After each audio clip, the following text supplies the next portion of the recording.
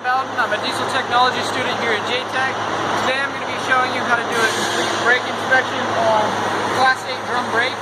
The first step is to take the wheel off. I've already gotten the lug nuts busted loose. I'm just going to take this impact gun and run them off the rest of the way.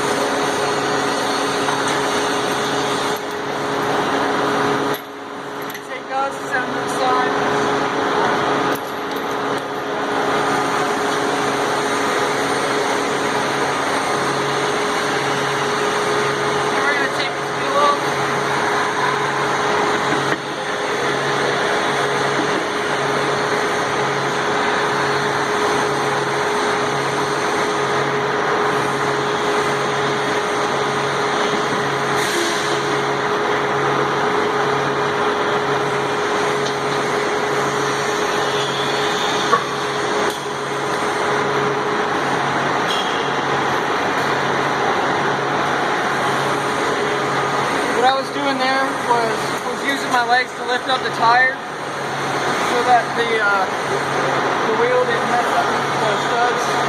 This is just a trainer, so the studs are already kind of messed up already, but I'll try not to hurt them any more than they already are. Now that we've got our wheel off, we can go ahead and take our drum, pull it off.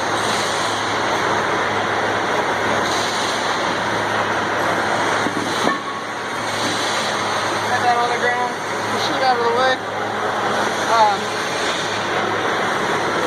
Now all of our brake components are exposed. What you would do is you would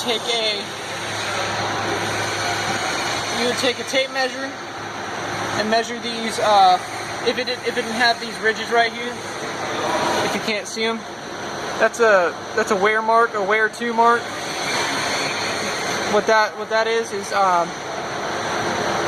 when this lining wears down, if it gets down to here, it's time to replace the linings. But as you can see, there's still enough lining. But if it didn't have that, you would take a tape measure or a ruler of some kind, and you'd measure the brake lining.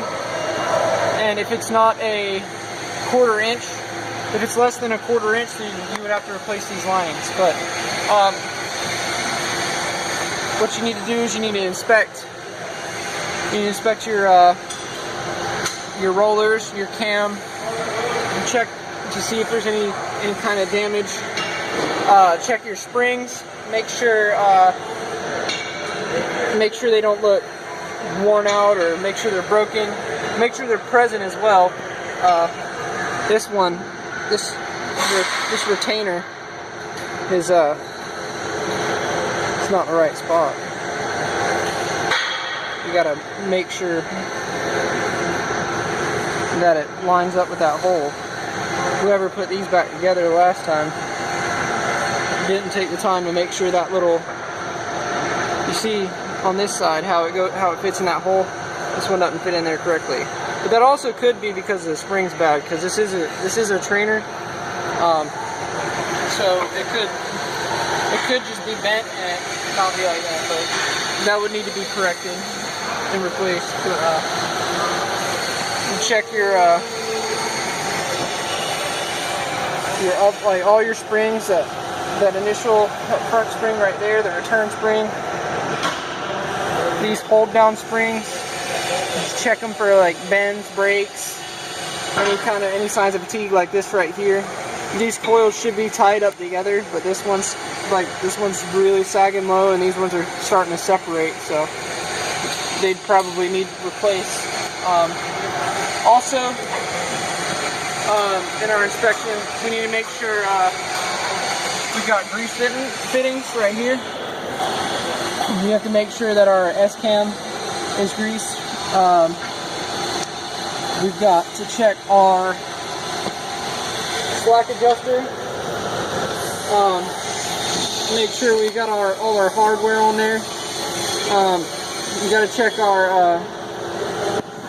our stroke. Make sure this is adjusted properly. Make sure it's greased up.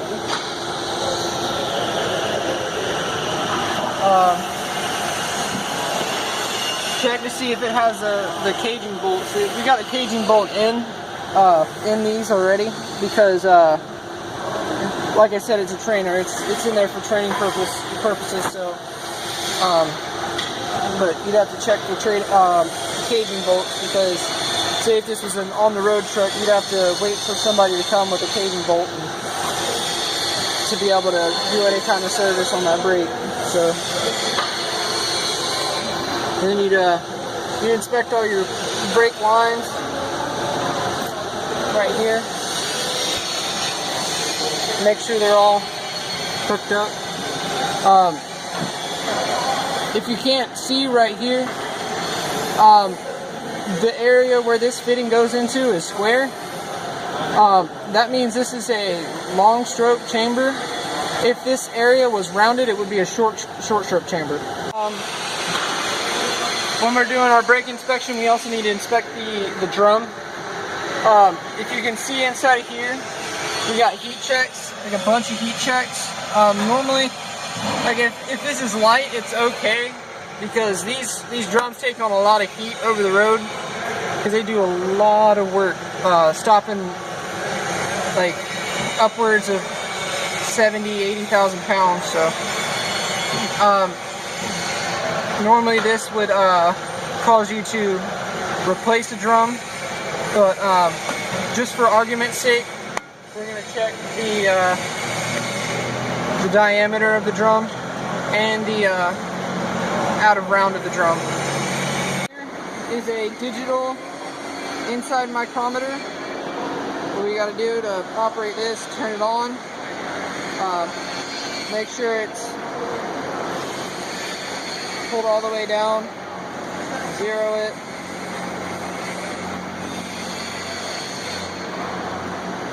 and then what you would do is you take it, you adjust it all the way out,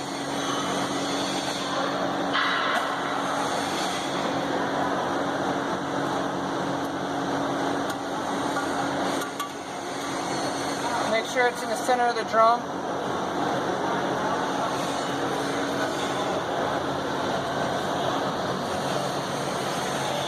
And for diameter, we've got